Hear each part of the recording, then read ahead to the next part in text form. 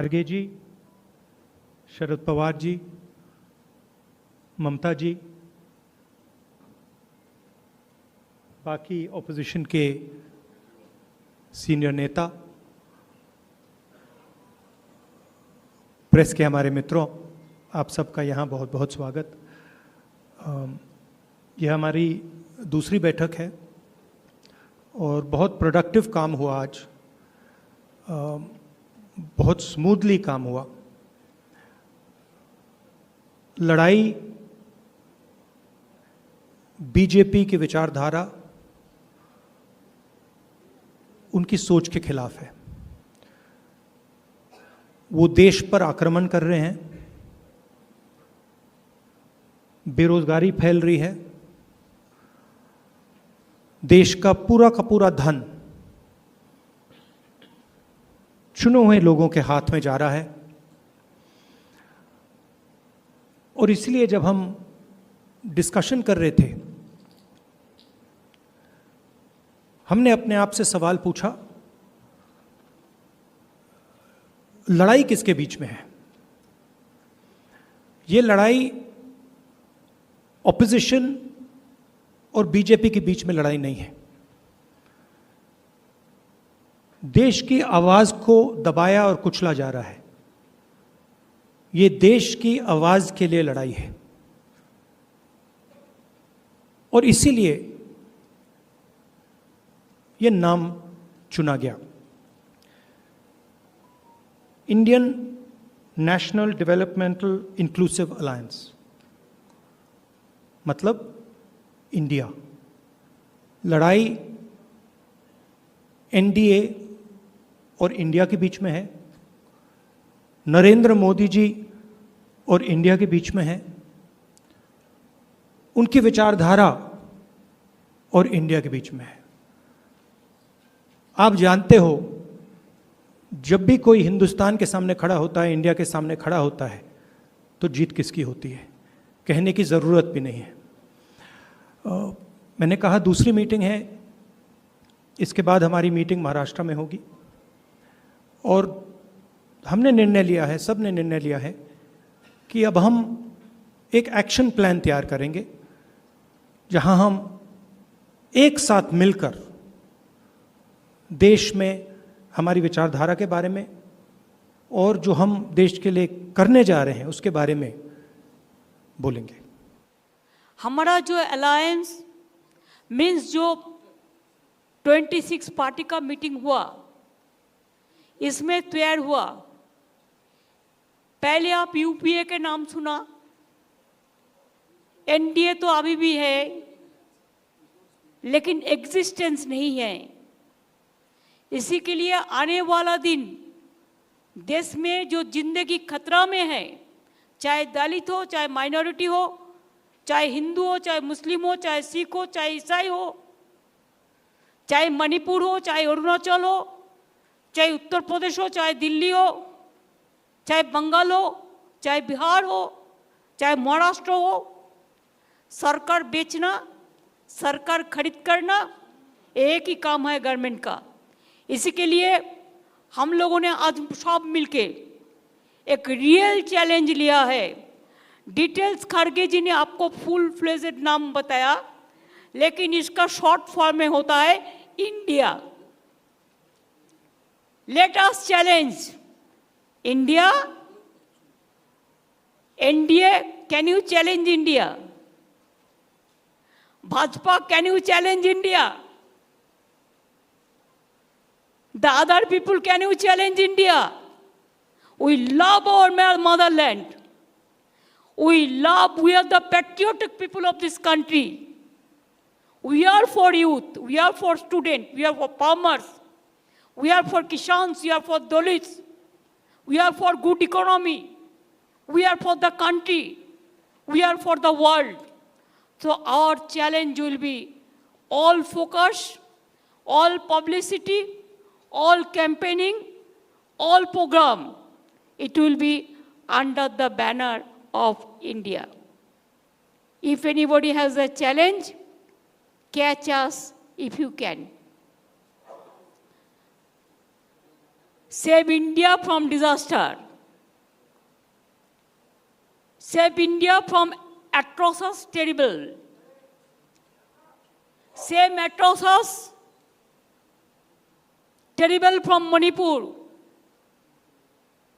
save the people of India, save India, इसको हम भारत बोलते हैं हिंदी में और इंग्लिश में इंडिया है। इंडिया को बचाना है, देश को बचाना है। भाजपा तो देश बेचने का सौदागिरी कर रहा है, देश बेचने का सौदागिरी कर रहा है, लोकतंत्र को खरीदने का सौदागिरी कर रहा है। इसी के लिए आज कोई इंडिपेंडेंट एजेंसी को भी काम नहीं करने देता है।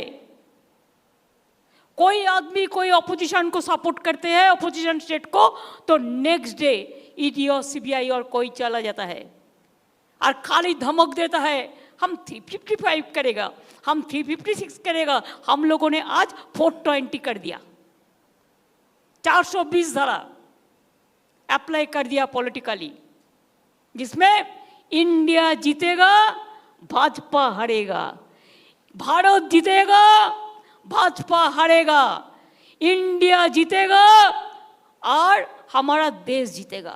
दूसरी कामयाब मीटिंग हुई है हमारी, और आपने देखा होगा तानाशाही के खिलाफ जनता इकट्ठा हो रही है। खरगे साहब, आपने तो हमारे अलायंस का नाम बता दिया, लेकिन मैं तो इंडिया, भारत, जिसके लिए हम लड़ रहे हैं, उसी को लेके हम आगे जाएंगे। इसीलिए तो हम इकट्ठा आए हैं। और आप देखते होंगे, पहले सवाल कई लोगों ने मुझे पूछा कि अलग अलग विचारधारा के लोग हैं, राजनीति में विचारधारा तो अलग होनी चाहिए, इसी को तो प्रजातंत्र मानते हैं। लेकिन इसके बावजूद हम एक आए हैं क्योंकि अब लड़ाई सिर्फ हमारी पार्टी की नहीं है। कुछ लोगों को ऐसे लग रहा है कि परिवार के लिए लड़ाई लड़ रहे हैं। हाँ, देश हमारा परिवार है और इस परिवार के लिए हम लड़ रहे हैं। देश ही हमारा परिवार है, तो इस परिवार को हमें बचाना है। और लड़ाई हमारी एक पार्टी के खिलाफ या एक व्यक्ति के खिलाफ नहीं है, लड़ाई हमारी नीति के खिलाफ है, तानाशाही के खिलाफ है। और जैसे एक ज़माने में आज़ादी की लड़ाई हुई थी, तो अब आज़ादी खतरे में आई है। तो इस आज़ादी के लिए हम सब इकट्ठा आए हैं और पक्का भरोसा है कि हम कामयाब रहेंगे, हो जाएंगे। और देश के जनता के मन में एक डर है कि अब क्या होगा, तो हम इतना उनको एक एहसास दिलाना चाहते हैं, कि विश्वास दिलाना चाहते हैं, डरो मत, हम है। जैसे एक वो पिक्चर आया था, मैं हूं ना, वैसे हम है ना। आप क्यों डरते हो, चिंता मत करो। एक व्यक्ति या एक पार्टी मतलब देश नहीं हो सकता, पूरे देश की जनता मतलब देश है। और देश की जनता अब इंडिया और भारत बनकर सामने आएगी। अपने देश को हम सुरक्षित रखेंगे। और 2 मीटिंग हुई है, आज की मीटिंग काफ़ी कामयाब रही। मैं खरगे साहब, आपको, शिव कुमार जी, सबको धन्यवाद देना चाहता हूँ, मुख्यमंत्री जी को देना चाहता हूँ। बहुत ही अच्छी मीटिंग हुई। और अगली मीटिंग हम महाराष्ट्र में करेंगे, मुंबई में करेंगे।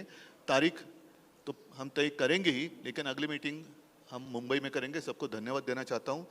आज हम सब लोग 26 पार्टियां बेंगलोर में यहाँ पे एकत्रित हुए। ये दूसरी मीटिंग थी। पटना में 16 पार्टियां इकट्ठी हुई थी। तो ये अच्छी बात है कि कुनबा बढ़ रहा है। आज से 9 साल पहले इस देश के लोगों ने नरेंद्र मोदी जी को भारी बहुमत देके जिताया था। इन 9 साल के अंदर उनके पास मौका था, वो देश के लिए बहुत कुछ कर सकते थे। लेकिन इन 9 सालों में उन्होंने एक भी सेक्टर ऐसा नहीं है जिसमें हम कह सकें कि तरक्की हुई है। हर सेक्टर को बर्बाद करने में उन्होंने कोई कसर नहीं छोड़ी।